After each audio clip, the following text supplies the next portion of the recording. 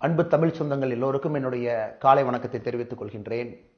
ஒரு மாபெரும் மனிதர், புரட்சியாளர், பாரத் ரத்னா அண்ணல் டாக்டர் அம்பேத்கர் அவர்களுடைய 68வது நினைவு நாள் என்று இந்தியா முழுவதும் என் தமிழகத்தில் பெரிய அளவில் நாம் கொண்டாடி கொண்டிருக்கின்றோம்.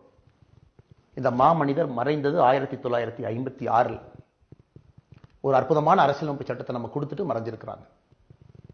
நம்முடைய அரசியலமைப்பு சட்டத்தினுடைய ஆணி வேறே சுதந்திரம், சமத்துவம், சகோதரத்துவம், இந்த மூன்று சேர்த்து நமக்காக கொடுக்கப்பட்ட ஒரு சட்டம். அதன்படிதான் நாம் வாழ்ந்து கொண்டிருக்கின்றோம்.